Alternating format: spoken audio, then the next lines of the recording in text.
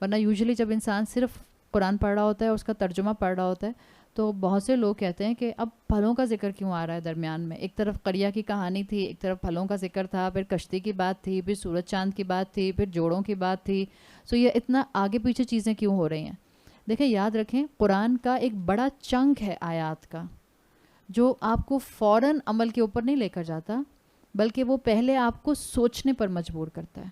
یہ جو تیسرا حصہ ہے سورۃ یاسین کا، یہ آپ کے مائنڈ کو ٹریگر کر رہا ہے، انٹلیکٹ کو ٹریگر کر رہا ہے، کہ آپ کو سوچنے پر مجبور کر رہا ہے کہ دیکھو اپنے آس پاس نشانیاں، دیکھو اپنے آس پاس کی نعمتوں پر غور کرو. قرآن میں کتنا آتا ہے لعلکم تتذکرون، تاکہ تم نصیحت حاصل کرو، لعلکم تتفکرون، تاکہ تم اس کے اوپر ڈیپ ریفلیکشن کرو، لعلکم تعقلون، تاکہ تم اپنی انٹلیکٹ کو استعمال کرو.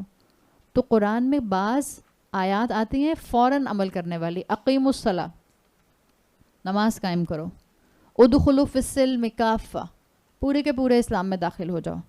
یہ وہ آیات ہیں جس میں آپ کو فوراً پتہ چلتا ہے کہ آپ نے کوئی ایکشن کرنا ہے. یہ جو بھی آپ نے سورۃ یاسین کا تیسرا حصہ پڑھا ہے، جب آپ قرآن سے اس کو پڑھتی ہیں اور ترجمہ پڑھتی ہیں، تو یہ آپ کو بتاتا ہے کہ یہ آپ کو ایک بہت ڈیپ ریفلیکشن کی طرف لے کر جا رہا ہے. جو حکم ہوتا ہے اقیموا الصلاۃ وآتوا الزکاۃ، اس میں اسٹریٹ فارورڈ آپ کو ایک ہی حکم ملتا ہے.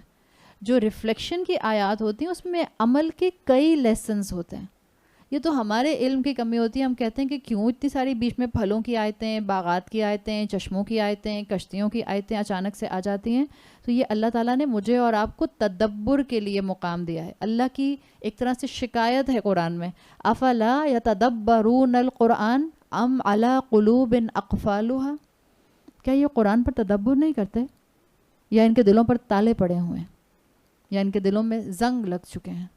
اللہ نے دل، اللہ نے عقل سوچ سمجھ کے لیے دیا ہے. اب یہاں پہ ٹائم نہیں ہے، ورنہ آپ کہتے ہیں کہ ام علی قلوب اقفالها میں اللہ تعالیٰ نے یہ کیوں نہیں کہا ام علی قلوب اعقالها، ان کی عقلوں پر تالے پڑے ہوئے ہیں؟ دل سوچنے کی طرف کیوں گیا؟ اس لیے کہ یاد رکھیں، انسان کے لیے اس کی ڈرائیونگ سیٹ پر اس کا دل بیٹھا ہوا ہوتا ہے. آپ کی عقل میں بہت بڑی بڑی تھیوریز اور لاجکس ہوتے ہیں، آپ کو سب پتہ ہوتا ہے، لیکن اگر آپ کا دل نہ چاہ رہا ہو، آپ نہیں کرتے. مثال کے طور پر آپ کو معلوم ہے قرآن پڑھنا چاہیے، رمضان میں قرآن کی تلاوت کرنی چاہیے، رمضان میں قرآن کو سمجھنا چاہیے، اس کی انڈرسٹینڈنگ حاصل کرنی چاہیے. فرض کریں آپ نیبر میں رہتی ہیں اس گھر کے، آپ کو سب پتہ ہے کہ یہ قرآن کا مہینہ ہے، یہ قرآن کے شکر کا مہینہ ہے، یہ عبادت کا مہینہ ہے، یہ سو کر نہیں گزارا جاتا، یہ محنت کر کے گزارا جاتا ہے، سب پتہ ہے. بٹ آپ کا دل نہیں چاہ رہا کلاس میں آنے کو. آپ آئیں گی صرف اس لیے کہ آپ کو انفارمیشن بہت ہے. انفارمیشن آپ کو عمل پر نہیں دوڑاتی، آپ کے دل کی انکلینیشن آپ کو عمل پر دوڑاتی ہے. ہم میں سے کس کو نہیں پتا مسلمان عورت کے اوپر اللہ تعالیٰ نے کیا چیزیں فرض کی ہیں؟ سب کو پتہ ہے، وداؤٹ اے ڈاؤٹ پتہ ہے. پھر بھی عمل کیوں نہیں کرتے؟ دل نہیں چاہتا. کوئی بھی نہیں یہ کہے گا کہ میں نہیں مانتی. بعض لوگ ہوتے ہیں لیکن الحمدللہ جو قرآن کی محفل میں آ کے بیٹھ جاتے ہیں، میرا ایمان ہے، وہ نہیں کہتے میں نہیں مانتی. وہ جو میں نہیں مانتی والی کیٹیگری ہوتی ہے وہ باہر ہوتی ہے، اور الحمدللہ جب وہ بھی قرآن کے سامنے آ کر بیٹھ جاتی ہے، اللہ ان کے بھی دلوں کو کھول دیتا ہے. لیکن انسان پھر عمل پر کیوں نہیں آتے؟ دل تیار نہیں ہوتے. جب دل تیار ہو جاتے ہیں تو انسان بڑے بڑے کام کر جاتا ہے. ابراہیم علیہ السلام اگر اپنی عقل کو سامنے رکھتے تو کبھی آگ میں چھلانگ نہ لگاتے. کیٹاپل میں ڈال کے ان کی قوم نے ان کو آگ میں پھینکا.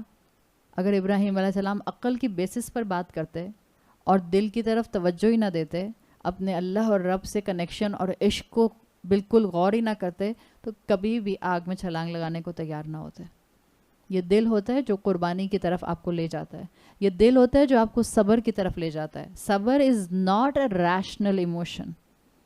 ایک تھپڑ مارے دل چاہتا ہے 2 تھپڑ لگاؤ آگے سے. عقل تو یہی کہتی ہے اس نے تمہیں 1 مارا تم 2 مارو. ہمارے یہاں محاورہ کیا ہے اردو میں؟ اینٹ کا جواب. ہم نے تو بچپن سے یہی سیکھا ہے. کسی نے تمہیں 1 سنائی تم 2 سناؤ. آپ کہتی ہیں اس نے مجھے سنائی، سنا کے جائے گی کہاں؟ ابھی سناتی ہوں. یہ عقل کہتی ہے. دل کیا سمجھاتا ہے؟ صبر، forgiveness، معافی. رب کی خاطر معاف کر دو. اس لیے نہیں لوگوں کو معاف کریں کہ وہ سوری کہہ رہے ہیں. اس لیے معاف کریں. سورہ نور میں آتا ہے الا تحبون اللہ ان یغفر لہم، کیا تم یہ پسند نہیں کرو گے کہ اللہ تمہیں قیامت کا دن معاف کر دے؟ تو معاف کر دو لوگوں کو. یہ صبر کا انکلینیشن دل سے اٹیچ ہے. صبر دل کی اسٹیٹ ہے، دماغی اسٹیٹ نہیں ہے صبر. دماغ تو کہتا ہے کوئی ضرورت نہیں ہے صبر کرنے کی، بلا وجہ اپنے آپ کو مشکل میں ڈالو گی، چھوڑ دو. جو لوگ تمہاری پرواہ نہیں کرتے تم بھی اس کی پرواہ نہ کرو. جو تمہیں باتیں سناتے ہیں، کرٹیسزم کرتے ہیں، تم بھی ان سے ملنا چھوڑ دو. یہ دماغ سکھاتا ہے. دل کیا کہتا ہے؟ نہیں، اللہ کے بتائے ہوئے راستے پر چلو اور اللہ کی مدد کے ساتھ لوگوں کو معاف کر دو. یہ ہیں قرآن کی وہ آیات جو آپ کے مائنڈ سیٹ کو ری شیپ کرتے ہیں. قرآن پڑھیں اپنے تھنکنگ پیٹرن کو بدلنے کے لیے، اپنے تھنکنگ پیٹرن کو ری شیپ کرنے کے لیے. اب تیسرا حصہ جو آپ کو قرآن کی حکمتوں پر، آیات پر نظر آ رہا تھا، چوتھا حصہ جو آپ کو آئے گا نظر، یہ چھوٹا سا ایک حصہ ہے 3 آیات کا، اور اس میں آپ کو ذکر ملے گا ان لوگوں کا جنہوں نے سوچنے کا انکار کر دیا. They refused to think.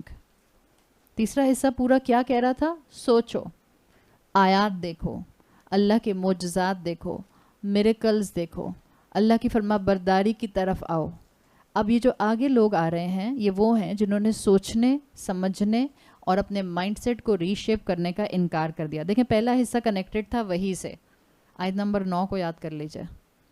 وَمِن بَيْنِ أَيْدِيهِمْ سَدًّا وَخَلْفِهِمْ سَدًّا فَأَغْشَيْنَاهُمْ فَهُمْ لَا يُبْصِرُونَ. پہلا حصہ تھا سورۃ یاسین کا وہی سے کنیکٹڈ، قرآن اور رسول اللہ صلی اللہ علیہ وسلم. دوسرا حصہ تھا تاریخ سے کنیکٹڈ، خلفہم والا. تیسرا حصہ تھا the world around you. کیا تھا وہ؟ بین ایدیہم. تینوں حصوں میں اللہ تعالیٰ نے مختلف انسانوں کو مختلف ڈائریکشن سے اپنے دین پر سوچنے کی دعوت دی. اب جو چوتھا حصہ آ رہا ہے اس میں ان لوگوں کا ذکر ہے جو سوچنا ہی نہیں چاہتے، نہ قرآن اور وحی پر غور کرنا چاہتے ہیں، نہ تاریخ پر غور کرنا چاہتے ہیں، نہ اپنے سامنے موجود نعمتوں اور دنیا پر غور کرنا چاہتے ہیں. آیت نمبر 45 میں فرمایا وَإِذَا قِيلَ لَهُمْ، اور جب ان سے کہا جاتا ہے اتقوا، تقوی کرو، ما بین ایدیکم وما خلفکم. یہاں تقوی کرو کا ترجمہ اصل میں آتا ہے خوف کرو، ڈرو. جب ان سے کہا جاتا ہے خوف کرو اس سے یا بچو اس سے جو تمہارے آگے ہے اور جو تمہارے پیچھے ہے، لعلکم ترحمون، تاکہ تم پر رحم کیا جا سکے. اب یہاں پہ جو آیت آ رہی ہے آپ کا مائنڈ سیٹ کلیئر ہے کہ یہ کس کے لیے آ رہی ہے؟ وہ انسان جو اپنی تاریخ، دنیا، کرنٹ دنیا، حال اور مستقبل اور قرآن سے انسپریشن لینے کے لیے تیار نہیں ہے بالکل بھی. تو کہا جا رہا ہے کہ ذرا اپنے آگے اور پیچھے کی چیز کو دیکھ لو. آگے اور پیچھے کا کانسیپٹ آیت نمبر 9 کے حوالے سے کیا ہے؟ بین ایدیہم و خلفہم، ماضی اور حال اور مستقبل. ان والز کو دیکھ لو. یہ بالکل جیسے ایسے بات ہے اس آیت میں، مفسرین کہتے ہیں کہ جیسے یہ کہا جا رہا ہو آیت کے اس حصے میں، سورت کے اس حصے میں، کہ دیکھو سورت یاسین کے سیکشن نمبر 1 اور 2 کو دیکھ لو. اپنے دیکھو الفاظ وہی آئے نا، ما بین ایدیکم وما خلفکم، جو کچھ تمہارے سامنے اور جو کچھ تمہارے پیچھے اس سے ڈرو. بالکل جیسے آیت سورت کے پہلے اور دوسرے پورشن کے اوپر تھوڑی سی اٹینشن کرو. آپ کو اس کی لنگوسٹک ارینجمنٹ اگر آیت کی سمجھ آتی ہو، میں ترجمہ کروں گی، جن کو گرامر نہیں آتی ان کو لنگوسٹک ارینجمنٹ سمجھ آئے گی. یوزلی جب ایسی آیات آتی ہیں جس میں آتا ہے وَإِذَا قِيلَ لَهُمْ، جب ان سے یہ کہا جاتا ہے تو آگے یوزلی آتا ہے قالو، وہ کہتے ہیں. جب ان سے کہا جاتا ہے یہ کرو، قالو، وہ یہ کہتے ہیں. یعنی وہ بات نہیں کرتے جو کہی جا رہی ہے بلکہ وہ کچھ اور کہتے ہیں. اب اس آیت کو دیکھیں، وہاں پر ایک پارٹ تو ہے جب ان سے کہا جاتا ہے وَإِذَا قِيلَ لَهُمْ اتَّقُوا مَا بَيْنَ أَيْدِيكُمْ وَمَا خَلْفَكُمْ لَعَلَّكُمْ تُرْحَمُونَ. اب آگے قالو نہیں آ رہا، یعنی یہاں پر شرط ہے، جواب شرط نہیں ہے. کیوں نہیں ہے؟ مفسرین کے مطابق ان کا جواب، ان کا ڈینائل اتنا آبویس تھا کہ اللہ تعالیٰ نے ان کے جواب کو مینشن کرنا بھی مناسب نہیں سمجھا. اتنے بھٹکے ہوئے لوگ، اتنا وحی سے غافل لوگ، اتنا دنیا کی نعمتوں سے غافل لوگ، اتنا ماضی کو اگنور کرنے والے لوگ, اتنا نیگیٹو ایٹیٹیوڈ ہے ان لوگوں کا. یہ ایک اللہ تعالیٰ کا سمجھ لیں اس آیت میں ایموشن کا اظہار ہے, ناراضگی کے ایموشن کا اظہار ہے, کہ اللہ تعالیٰ نے ان کا رسپانس بھی یہاں پر مینشن نہیں کیا. کہ جب ان سے کہا جاتا ہے کہ اپنے فرنٹ اور بیک کو سوچو, دنیا اور ماضی سے فائدہ اٹھاؤ, تو وہ کیا کہتے ہیں, وہ آگے کچھ آیا ہی نہیں. یہ اللہ کی ناراضگی کا اظہار ہے کہ بتانے کی ضرورت بھی نہیں ہے. سمجھ لیں جیسے ڈاٹ ڈاٹ ڈاٹ ڈاٹ آتے ہیں, یہ بالکل ایسے ہی ہے. ایک اس میں مفہوم یہ کیا گیا کہ جب ان سے کہا جاتا ہے کہ دیکھو اپنی زندگی سے کوئی سبق حاصل کرو, دوسروں کی غلطیوں سے سبق حاصل کرو, اپنی آخرت کی فکر کرو, تو بالکل چپ رہتے ہیں, کچھ بھی نہیں بولتے. ایک پوائنٹ آف ویو یہ ہے, جیسے آپ بعض لوگوں کو آپ بہت دل سے دعا کر کے اللہ کی بات بتانا شروع کرتے ہیں اور وہ سنتے رہتے ہیں چپ کر کے, سر نیچے کر کے سنتے رہتے ہیں, سنتے رہتے ہیں, سنتے رہتے ہیں, اور اس کے بعد ایسے لگتا ہے جیسے ان کے اوپر کوئی اثر نہیں ہوا. Back two square one. کوئی اور خاتون نظر آئیں گی, پھر انہی جوکس میں اور انہی گفتگو میں انوالو ہو جائیں گے جس کے اوپر آپ ان کو اتنی دیر سے جو تھیں وہ خطبہ دے رہی تھیں کہ بھائی ایسا نہیں کرنا چاہیے, ایسا نہیں کرنا. آپ بعض لوگوں کو بتا رہے ہوتے ہیں غیبت اچھی بات نہیں ہے, اللہ کو پسند نہیں ہے. غیبت میں آپ دوسرے انسان کی رسپیکٹ ختم کر دیتے ہیں, اس کی ڈگنیٹی ختم کر دیتے ہیں. وہیں بیٹھے بیٹھے اسی محفل میں جن کو آپ بتا رہی ہوتی ہیں ان کے ساتھ ایک اور خاتون آ کے بیٹھتی ہیں اور وہیں دیر اینڈ دین وہ آپ کو دکھانے کے لیے غیبت کرنا شروع کر دیتے ہیں. تو بعض لوگ ایسے ہوتے ہیں جن کے سامنے مثالیں آتی ہیں ماضی سے بھی, حال سے بھی, دنیا سے بھی, لیکن وہ اس کے اوپر کوئی رسپانس ہی نہیں کرتے, سنی انسنی کر دیتے ہیں. بالکل جیسے بعض محفلوں کے اندر دین پڑھنے پڑھانے والے پہنچ جاتے ہیں تو وہاں کے لوگ ان کو بالکل ایسا فیل کراتے ہیں جیسے وہ وہاں کوئی ہے ہی نہیں. سلیمانی ٹوپی پہنی ہوئی انہوں نے. کبھی فیل کیا آپ لوگوں نے جب لوگ آپ کو بالکل لفٹ نہ کرا رہے ہوں؟ کبھی بھی نہیں فیل کیا؟ اچھا, تو اس کا مطلب ہے کچھ گڑبڑ ہے. کبھی آپ کا حال حلیہ ایسا ہو جو باقی لوگوں کا حال حلیہ نہیں ہے, اور پھر اس کے بعد آپ جا کر بیٹھیں اور لوگ بالکل آپ کو ایسے ڈیل کریں کہ جیسے آپ آئیں ہی نہیں, سلام کر کے اپنی باتوں میں بزی ہو گئے. تو بعض لوگ ایسے ہوتے ہیں کہ جن کے سامنے حق کھل جاتا ہے, جن کے سامنے تعلیم آتی ہے, لیکن وہ اس کے اوپر کوئی رسپانس نہیں کرتے, نہ ہاں نہ نہ, کمپلیٹ خاموشی. ایک پوائنٹ آف ویو اس کے لیے یہ رکھا گیا ہے. اتقوا ما بین ایدیکم میں دونوں چیزیں ہیں, آپ کی جو کرنٹ دنیا آپ کے سامنے ہے, آپ کی نعمتیں, آپ کا حال, اور اتقوا ما بین ایدیکم انسان کے سامنے اس کا مستقبل بھی ہوتا ہے. تو اپنے مستقبل کو دیکھو, اس کی فکر کرو, ڈرو آنے والے وقت سے. اگر آج تم نے وہی کے اوپر رسپونڈ نہ کیا تو کہیں آنے والا وقت تمہارے خلاف وٹنس نہ ہو جائے. اتقوا ما بین ایدیکم میں ایک اور چیز ہے, انسان کے سامنے, انسان کے دونوں ہاتھوں کے درمیان. اس کا لٹرل یہ عربی کا محاورہ ہے, بین ایدیکم تمہارے دونوں ہاتھوں کے درمیان. آپ اپنے دونوں ہاتھ پھیلائیں. آپ کے دونوں ہاتھوں کے درمیان میں کون ہے؟ کون ہے؟ آپ خود ہیں. آپ خود ہیں. آپ کے دونوں ہاتھوں کے بازوؤں کے درمیان میں آپ خود ہیں. اتقوا ما بین ایدیکم, یہ جو اللہ نے تم کو جسم دیا ہے, یہ جو اللہ نے تمہیں ایک آئیڈینٹی دی ہے, اس کو اللہ نے جہنم میں جلنے کے لیے نہیں بنایا. اللہ نے انسانوں کو جہنم میں جلنے کے لیے پیدا نہیں کیا. ڈرو اس وقت سے کہ جب تمہارا یہ جسم, تمہارا یہ فزیکل بینگ آگ میں ڈال دیا جائے گا.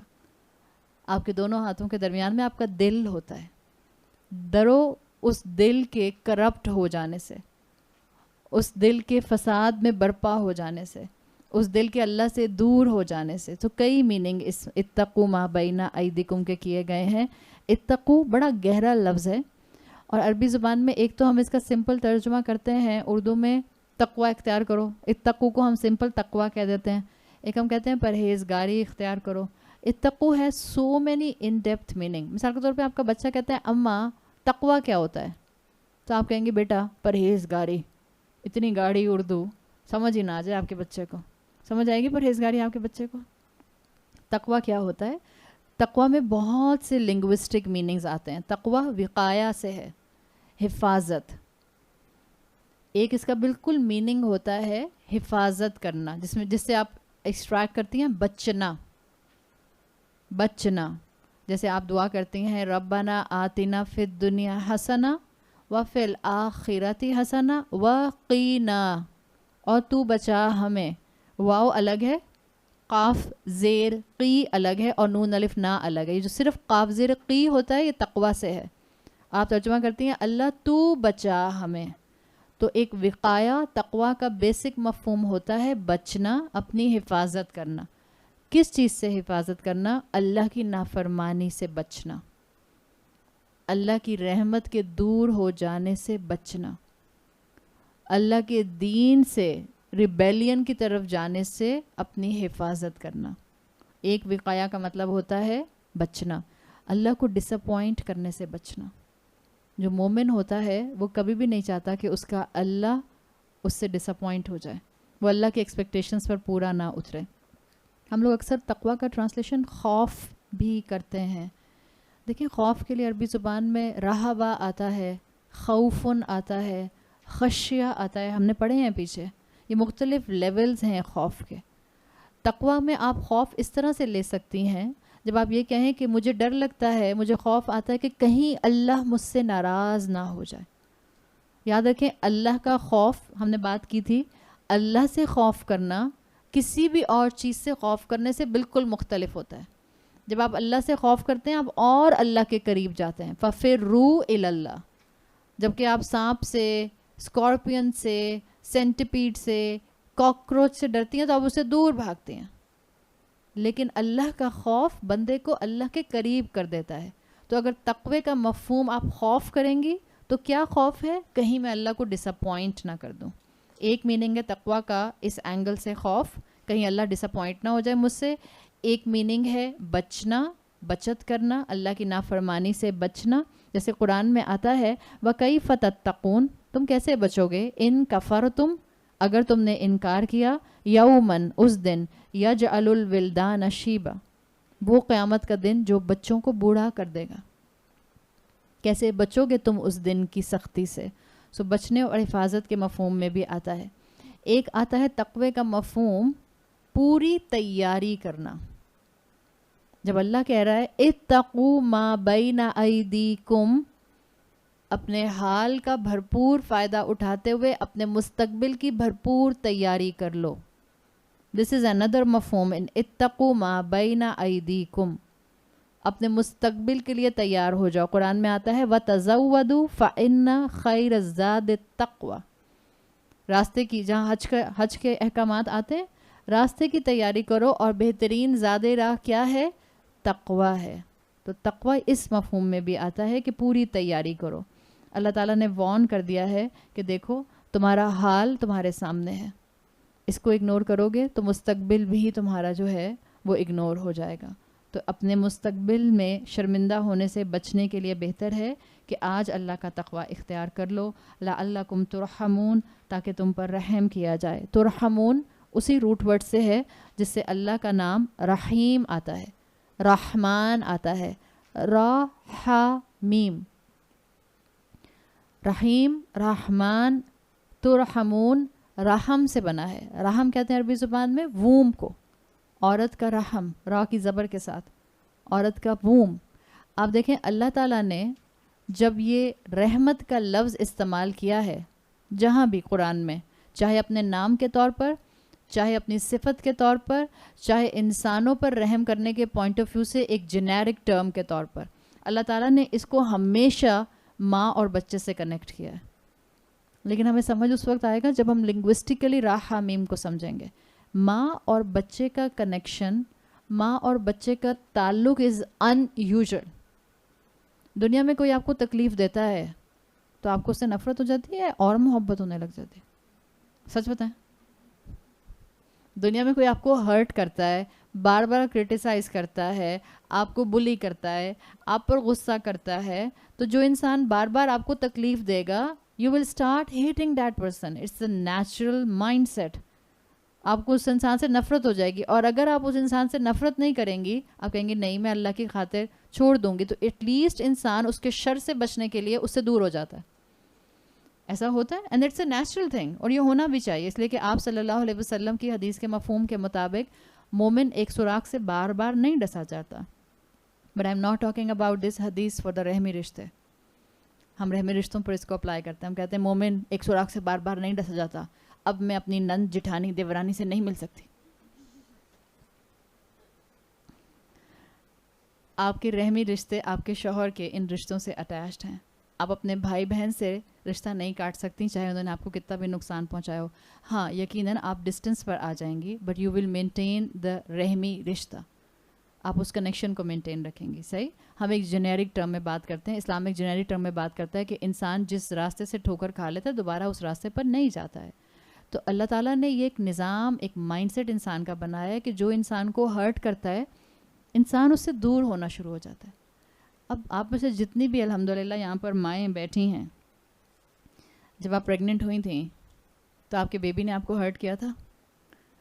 پہلے دن سے کنسیو کرنے سے لے کر نوزیا سے لے کر 8th منتھ میں جو ککس لگتی ہیں ان ککس تک, اور پھر ڈیلیوری, اور ڈیلیوری کے بعد پھر جگانا راتوں میں, اور پھر جگانے کے بعد رلانا ماں کو. بچہ الگ روتا ہے, ماں الگ روتی ہے جب بریسٹ فیڈنگ کرا رہے ہوتے ہیں. چھوڑتے ہی نہیں ہو آپ کی جان, بیٹھے ہیں بیٹھے ہیں بیٹھے ہیں بیٹھے ہیں, اور آپ کی زندگی کانسٹنٹلی بچے کے آس پاس اس کے ریوالو کر رہی ہوتی ہے. آپ دیکھیں بچہ ماں کو کتنا ہرٹ کرتا ہے, پریگننسی میں بھی ہرٹ کر رہا ہوتا ہے. ماں کی کھانے پینے میں اتنی پرابلم ہو جاتی ہے, اس کو نوزیا ہونے لگ جاتا ہے, اس کے جو ہیں وہ ہارمون ڈسٹرب ہو جاتے ہیں, اس کے ٹیسٹ بڈ ڈسٹرب ہو جاتے ہیں. لیکن جیسے ہی وہ بچہ جو اس کو اتنا ہرٹ کر رہا ہوتا ہے وہ اس کی گود میں آتا ہے, وہ اس کو دنیا میں سب سے پیارا ہو جاتا ہے. بعض شوہر بہت جیلس ہوتے ہیں, پہلے تو تم مجھے اتنا ٹائم دیتی تھی, اب تمہارے پاس لفٹ ہی نہیں کراتی ہو مجھے, اب تمہیں اپنے بچوں کے علاوہ میں نظر ہی نہیں آتا. ایسا ہوتا ہے نا. یہ اللہ نے ماں اور اولاد کا رشتہ رکھا ہے, یہ ووم کا رشتہ ہے جس کے کنیکشنز بڑے اسٹرانگ ہوتے ہیں. اور اللہ نے جہاں جہاں رحمت کا ذکر کیا ہے, اللہ تعالیٰ اس رحمت کے پیچھے اس کانسیپٹ کو مجھے اور آپ کو یاد کرانا چاہتے ہیں. اور یہ کانسیپٹ کیا ہے کہ اگر دنیا میں ماں بچے کی تکلیف کے باوجود, بچے کی تکلیف دینے کے باوجود اس سے نفرت نہیں کر سکتی ہے, تو دیکھو تمہارا رب تمہارے گناہوں کے باوجود تم سے محبت کرے گا اگر تم اس کا تقوی اختیار کر لو گے. دیر از اے کنڈیشن, اتقوا ما بین ایدیکم, چاہے تمہارے کتنے بھی گناہ کیوں نہیں ہوں گے. The moment you will do توبہ, the moment you will adopt تقوی, اللہ تم سے ماں سے بڑھ کر محبت کرنے لگ جائے گا. اللہ اگنور کر دے گا ہمارے سارے گناہ. آپ صلی اللہ علیہ وسلم کی حدیث کے مطابق ایک مرتبہ ایک شخص آپ کے پاس آیا اور اس نے کہا یا رسول اللہ میں بہت شراب پیتا ہوں, اگر میں چھوڑ دوں توبہ کروں تو کیا اللہ مجھے معاف کر دے گا؟ آپ صلی اللہ علیہ وسلم نے کہا ہاں اللہ تمہیں معاف کر دے گا اگر تم نے سچی توبہ کی. اس شخص نے کہا ٹھیک ہے میں سچی توبہ کرتا ہوں, میں آئندہ شراب کو ہاتھ نہیں لگاؤں گا. پھر اس نے اسی سٹنگ میں پھر پوچھا اللہ کے رسول سے, اچھا اگر میرا پاؤں سلپ ہو جائے اور میں پھر شراب پیوں اور میں پھر معافی مانگوں تو کیا اللہ مجھے پھر معاف کر دے گا؟ آپ صلی اللہ علیہ وسلم نے کہا ہاں اگر تمہاری توبہ سچی ہوگی اللہ پھر معاف کر دے گا. اور روایات میں آتا ہے, نریشنز میں آتا ہے, اس شخص نے 8 مرتبہ آپ صلی اللہ علیہ وسلم سے یہی جملے ریپیٹ کیا کہ اگر پھر میں گناہ کر دوں, آپ نے کہا اگر تمہاری توبہ سچی ہوگی اللہ معاف کر دے گا. پھر جب اس نے 8ویں دفعہ دوبارہ یہ بات پوچھی تو آپ صلی اللہ علیہ وسلم نے فرمایا, جس کا مفہوم آتا ہے بندہ اپنے ریگریٹ کی وجہ سے معافی مانگتے مانگتے تھک جاتا ہے, اللہ معاف کرتے کرتے نہیں تھکتا. اللہ رحم کرنے والا ہے, ترحمون ہے. ہاں اس کی رحمت ایکٹیویٹ ہوتی ہے آپ کی توبہ اور تقوی سے. یہاں پیچھے کانسٹنٹ یہ کانسیپٹ پڑھتے آ رہے ہیں کہ اللہ کی شان رحیمی کا ناجائز فائدہ مت اٹھانا. اللہ تعالیٰ نے یہاں بھی اس کی ایک جھلک دکھا دی کہ دیکھو تمہارے سامنے اللہ کی بے لوث محبت آئے گی اگر تم صراط مستقیم پر تقوی کے راستے پر آ جاؤ گے.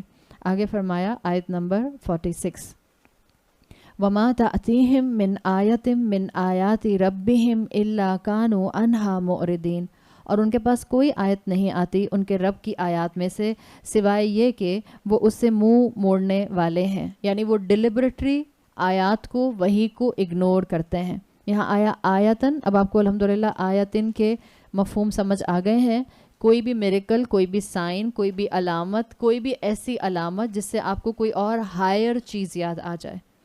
اللہ کی بنائی ہوئی ہر مخلوق میں نشانی ہے اللہ تک پہنچنے کے لیے, ہر وہ نشانی علامت جس سے آپ کو ایک ہائر چیز, ہائر ہستی یاد آ جائے. تو اللہ تعالیٰ نے بتا دیا. پیچھے آئے تھے 2 اینگل آیت نمبر 45 میں.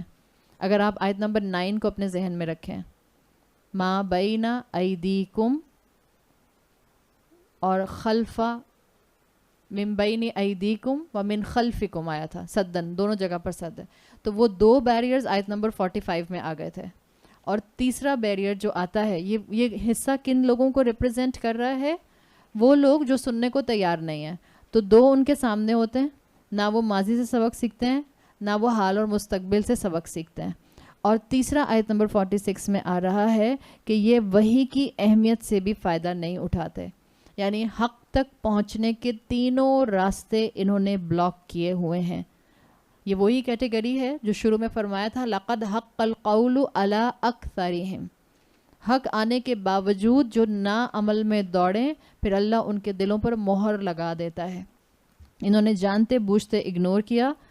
یہاں پر لفظ آیا نا معرضین، یہ ہوتا ہے ڈیلیبریٹ انکار کرنا، جانتے بوجھتے اعراض کرنا، رخ موڑ لینا. اگر آج کوئی مسلمان قرآن کا پیغام سننے کے باوجود عمل ٹھیک نہیں کرتا تو اسکالرس کے مطابق وہ معرضین کی کیٹیگری میں آتا ہے، اعراض کرنے والا، منہ موڑنے والا. اگر آج کوئی ریسورسز ہونے کے باوجود قرآن کا علم حاصل کرنے کی طرف آگے نہیں بڑھتا، عقل اور شعور رکھنے کے باوجود علم حاصل کرنے کے لیے دین کا آگے نہیں بڑھتا، تو وہ معرضین کی کیٹیگری میں آتا ہے. اور پھر اس کو ڈرنا چاہیے کہ کہیں اس کے دل پر مہر نہ لگ جائے. بعض اوقات آپ دیکھیں لوگوں کو آپ بڑی بڑی دلیلیں دیتے ہیں، لیکن آپ دیکھتے ہیں کہ آپ کی دلیل ان کے علم کے راستے کو کھولنے کا باعث نہیں بنتے. کیوں؟ اس لیے کہ انہوں نے اپنے آگے پیچھے اور اپنے دماغوں میں بیریئرز لگائے ہوئے ہوتے ہیں. انہی بیریئرز کے لگائے ہوئے لوگوں کا ہی ذکر اس حصے میں آ رہا ہے. آگے فرمایا آیت نمبر 47 وَإِذَا قِيلَ لَهُمْ أَنفِقُوا، اور جب ان سے کہا جاتا ہے خرچ کرو، مِمَّا رَزَقَكُمُ اللَّهُ، اس میں سے جو تمہیں اللہ نے رزق دیا ہے. اب آپ دیکھیں اذا قیلا کے بعد کیا آ رہا ہے؟ قالا. تو یہ انڈرسٹوڈ اسلوب ہے قرآن کا. آپ دیکھیں گے جب قرآن میں وَإِذَا قِيلَ آئے گا تو آگے قالو یا قالا آتا ہے.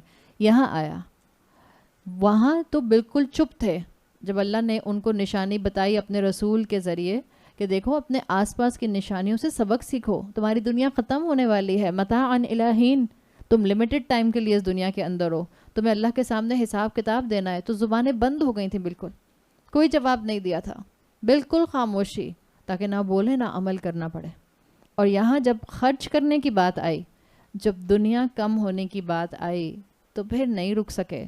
کہا قال الذین کفروا، ان لوگوں نے کہا جنہوں نے انکار کیا، للذین آمنوا، ان لوگوں سے جو کہ ایمان لائے تھے، انطعم من لو یشاء اللہ اطعمہ، کیا ہم ان کو کھلائیں جن کو اگر اللہ چاہتا تو اللہ کھلا دیتا. ان انتم الا فی ضلال مبین، تم صرف اور صرف ایک واضح کھلی گمراہی میں پڑے ہوئے ہو. اب آپ کو یہ آیت پچھلی آیات کے حساب سے ذرا مختلف لگ رہی ہے، عمل کی لگ رہی ہے نا. انفقو آیا، یہ عمل آپ کو ایک دم نظر آ رہا ہے، اور عمل میں دوسرا انسان انوالو ہو رہا ہے. ابھی تک جتنی بھی آیات آ رہی تھیں وہ آ رہی تھیں تقوی مضبوط کرنے کے لیے، ایمان مضبوط کرنے کے لیے، اپنے فیتھ کو فرم کرنے کے لیے. اب یہاں عمل کا کانسیپٹ دیا جا رہا ہے، پریکٹیکلٹی کی بات کی جا رہی ہے کہ جب ان سے کہا جاتا ہے کہ دیکھو اللہ نے جو تم کو رزق دیا ہے اس میں سے خرچ کرو. اب کہاں خرچ کرو؟ کیا یہ اسپیسیفائی کیا تھا؟ مسجد میں لگاؤ، مدرسے میں لگاؤ، کنواں بناؤ، کھانا کھلاؤ، کچھ بھی نہیں آیا تھا. آیت میں صرف یہ آیا تھا کہ خرچ کرو. اب جب یہ خرچ کرنے کی بات آئی تو انہوں نے آٹومیٹک جو ان کا جواب ہے وہ کیا آیا؟ کیا ہم ان کو کھلائیں جن کو اگر اللہ کھلانا چاہتا تو کھلاتے. اب آپ سوچیں، یہ آیت، یہ رسپانس قریش بھی سن رہے ہیں، رسول اللہ صلی اللہ علیہ وسلم بھی سن رہے ہیں، اور صحابہ بھی سن رہے ہیں. تو اب صحابہ نے اس سے کیا عمل لیا ہوگا؟ اللہ نے تو یہاں پر نہ سننے والے کا عمل بتایا نا، کہ جو سنتے نہیں ہیں وہ خرچ کرنے کو تیار نہیں ہوتے، اور دلیل کیا دیتے ہیں کہ جن کو اللہ نے نہیں کھلایا ہم ان کو کیوں کھلائیں. تو آپ کے لیے اور میرے لیے اور صحابہ کے لیے اس میں کیا سبق تھا کہ لوگوں کو کھلاؤ، لوگوں پر خرچ کرو. لوگوں پر کھلانے کا مطلب کیا ہے؟ لوگوں پر انویسٹ کرو، لوگوں کے لیے آسانیاں کرو، لوگوں کی مشکلات دور کرو، لوگوں کے لیے کوئی سوشل ایکٹیویٹی کرو. انفقو کا مطلب یہاں یہ آ رہا ہے کہ لوگوں کو فیسیلیٹیٹ کرو. اب صحابہ نے یہ آیت سنی، آپ جانتے ہیں مکی دور میں مڈل ایرا کے اندر یہ صورت نازل ہوئی. وہاں مسلمانوں کی میجورٹی تھی یا مائنورٹی تھی. تو جب صحابہ سے یہ کہا گیا کہ اس آیت کے تھرو تمہیں یہ حکم ہے انفقو خرچ کرو، تو کیا صحابہ صرف مسلمان بھوکوں کو کھانا کھلاتے یا صرف مسلمان ضرورت مندوں کی ضرورت پوری کرتے، یا ان کو یہ کہا گیا تھا کہ وداؤٹ ڈسکریمنیشن سب غریبوں کی، مسکینوں کی، یتیموں کی مدد کرو؟ کیا خیال ہے آپ کا؟ سب کی مدد کا بات ہے. یاد رکھیں، مسلمان جب کسی مسلمان کی مدد کرتا ہے تو اس کے دماغ میں کیا ہوتا ہے؟ تکریم. وَلَقَدْ كَرَّمْنَا بَنِي آدم. آپ کسی کو اس لیے نہیں کھلاتی ہیں، اس سے پہلے پوچھتے ہیں تم مسلمان ہو؟ اچھا میں تم کو کھجور کا ڈبہ دیتی ہوں. اچھا تم مسلمان ہو، میں تم کو ابھی روح افزا پلاتی ہوں. دیکھیں روح افزا پینے کا تو سبھی کا دل کرتا ہے، کھجور کھانے کا سبھی کا دل کرتا ہے. زکوٰۃ کے بارے میں ایک الگ سینیریو ہے. اس کے علاوہ یہاں پر زکوٰۃ دینے کی بات نہیں، انفقو، اللہ کے راستے میں خرچ کرو، نفلی صدقات کی بات ہے. اور جب آپ نفلی صدقات دیں تو لوگوں کے مذہب پوچھ کے نہیں دیں، دیجئے. کسی بھی انسان کی مدد کیجئے. آپ کو کیا معلوم کس انسان کی دعا اللہ کے عرش تک پہنچ جائے. جو دوسروں کے مسئلے حل کرنے میں لگ جاتا ہے، اللہ اس کے مسئلے حل کرنے میں لگ جاتا ہے. اور جس کے مسئلے حل کرنے میں اللہ لگ جائے، اس کے کاموں کے بننے کا کیا کہنا. آپ اور میں کیا کسی کا کام بنائیں گے، یا ہم خود اپنے کیا کام بنائیں گے اگر اللہ رب العزت ہمارے کاموں کو بنانے والا بن جائے. تو مسلمانوں کو صحابہ کو سکھایا گیا اور ان کے ذریعے ہمیں سکھایا گیا کہ گڈ کازز کے اوپر سپینڈ کیجئے، گڈ کازز پر لگائیے. کوئی آرفنیج چل رہا ہے اس کو آپ مدد کیجئے. کوئی کسی نے اسکول اڈاپٹ کیا ہوا ہے اس کی مدد کیجئے. کہیں کوئی کچی بستی میں کام کر رہا ہے اس کی مدد کیجئے. اور خوب صدقہ کیجئے. دیکھیں زکوٰۃ ایک مرتبہ نکلتی ہے سال میں. پسندیدہ یہی ہے کہ زکوٰۃ کو ایک ساتھ نکالیے. بعض لوگ کہتے ہیں ہم زکوٰۃ کو مہینہ مہینہ کر کے تھوڑا تھوڑا کر کے نکالتے ہیں. اگر آپ کے پاس فائنینشیل اسٹیبلٹی نہیں ہے then you can do this. مگر اللہ نے اگر آپ کا ہاتھ وسیع کیا ہے اور آپ کے لیے مشکل نہیں ہے، ایک گو میں زکوٰۃ نکالیے. اس کا ایک الگ امپیکٹ آتا ہے. آپ کو معلوم ہے نا زکوٰۃ فرض ہے، اور بعض مرتبہ زکوٰۃ بھی آپ کی لاکھوں میں نکل رہی ہوتی ہے. تو زکوٰۃ نکالتے ہوئے بھی انسان کا دل اندر سے تھوڑا سا تو کرنچ کرتا ہے کہ نہیں کرتا. دنیا کی محبت ہے نا دل میں بھری ہوئی، تو جو فرض صدقہ ہے وہ نکالتے ہوئے بھی کرنچ کرتا ہے. جب ہم اپنی زکوٰۃ کو جو ہم نے سال میں ایک مرتبہ نکال لی ہے اس کو ہم پورے سال پر پھیلا لیتے ہیں، تو پھر نفلی صدقے کی تو باری ہی نہیں آتی ہے. کب کریں گے نفلی صدقہ؟ ہم کہیں گے ہم نے اپنے 1-1 لاکھ کی زکوٰۃ 1-1 مہینے کے ساتھ اٹیچ کی ہوئی ہے، ہم ہر مہینے 1 لاکھ زکوٰۃ نکالیں گے. اگر میں نے 12 لاکھ زکوٰۃ دینی ہے سال میں، تو پھر آپ نفلی صدقہ کب کریں گے؟ اگر آپ کی کوئی فائنینشیل مجبوری ہے وہ تو ایک الگ سینیریو ہے، اس میں آپ یہ کر سکتے ہیں. لیکن اس کے علاوہ اگر مجبوری نہیں ہے تو زکوٰۃ ایک گو میں نکالیے. ڈھونڈیے جینون لوگ جو زکوٰۃ کے لیے ایلیجبل ہیں، راہ چلتے ہوئوں کو کوشش کریں صدقہ دیں، زکوٰۃ مت دیں. کراچی شہر کے اندر ویسے ہی اتنی عوام بھر جاتی ہے، ان کو پتہ ہے اس وقت یہاں پر بہت زیادہ صدقہ اور خیرات ہوتا ہے. ظاہری بات ہے ضرورت مند ہے، لیکن میرا آپ کو مشورہ یہ ہے کہ وائٹ کالر لوگوں کو ڈھونڈیے، خود ڈھونڈیے، اپنے خاندانوں میں ڈھونڈیے، ملیں گے آپ کو اپنے خاندانوں میں، ایکسٹینڈڈ فیملیز میں ملیں گے. اپنے خاندانوں میں ڈھونڈیے، خود جائیے، عزت احترام کے ساتھ ان کو اپنی زکوٰۃ دے کر آئیے. اور زکوٰۃ دیتے ہوئے بتانے کی ضرورت نہیں ہوتی کہ یہ زکوٰۃ ہے.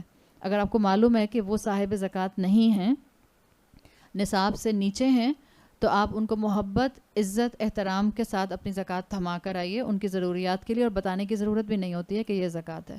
اپنے رشتہ داروں کو زکوٰۃ دینا اگر وہ ڈیزرونگ ہے سب سے افضل جگہ ہے.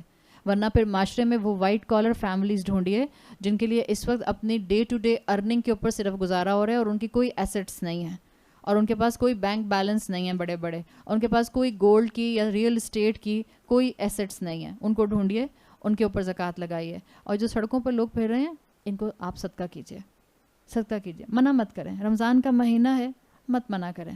پتہ نہیں کس امید سے آپ کے سامنے ہاتھ پھیلا رہا ہے.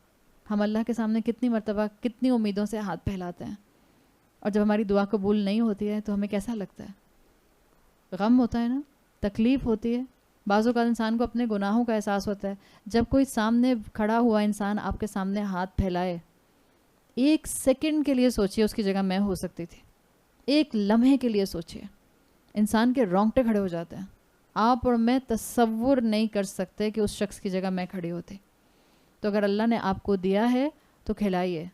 وہ لوگ جو وحی کا خیال نہیں کرتے، وہ لوگ جن کے اندر نرم دلی نہیں ہوتی، وہ جن کو دنیا کا لمیٹڈ ہونا نظر نہیں آتا، یہ ان کا قول ہوتا ہے انطعم من لو یشاء اللہ اطعمہ، کیا ہم ان کو کھلائیں جن کو اللہ کھلانا چاہتا تو کھلا دیتا؟ مت کہیں، ان فقیروں کو مانگنے کی عادت ہے۔ ہاں یہ ایک پورا مافیا ہے، ہاں یہ پورے گینگز ہیں، پیٹ تو سب کے ساتھ لگا ہوا ہے نا۔ اگر آپ کو پیسہ نہیں دینا ہے تو اپنی گاڑی میں کوئی بھی چیز ایسی ڈرائی چیز لے کر رکھ لیجئے، جب کوئی آئے اس کے ہاتھ میں پکڑا دیں، دیجئے، کیا پتہ اللہ کسی سائل کے ہاتھ پر کچھ رکھنے کی وجہ سے ہماری بخشش فرما دے، ہمارے گناہوں کو معاف فرما دے، ہمارے رزق حلال میں برکت عطا فرما دے۔ اللہ تعالی ہمارے لیے اس قرآن کے علم کو عمل میں ایبزارب کرنا آسان بنا دے۔ اللہ ہمیں اس امت کو کھڑا کرنے والی عورتوں میں شامل فرما دے۔ اللہ ہمارے بچوں کی حفاظت فرمائے۔ اللہ تعالی ہم تمام مسلمانوں کے اوپر اپنا رحم نازل فرمائے۔ اللہ جہاں جہاں مسلمان تکلیفوں میں ہیں، آزمائشوں میں ہیں، ابتلا میں ہیں، اللہ ان کی مشکلات دور فرما دے۔ بارک اللہ لی ولکم فی القرآن الحکیم ونفعنی وإیاکم بآیاتی وذکر الحکیم۔ سبحانک اللہم وبحمدک نشہد ان لا الہ الا انت نستغفرک ونتوب الیک۔ جزاک اللہ خیراً۔ آپ لوگوں کے لیے ہم نے یہاں ایک بورڈ رکھا تھا، پلیز جنہوں نے نام نہیں رکھے ہیں اگر بورڈ کہاں ہے ذرا بتا دیجئے تاکہ جنہوں نے نام اور فون نمبر لکھنے ہیں وہ لکھ دیں۔ السلام علیکم ورحمۃ اللہ وبرکاتہ۔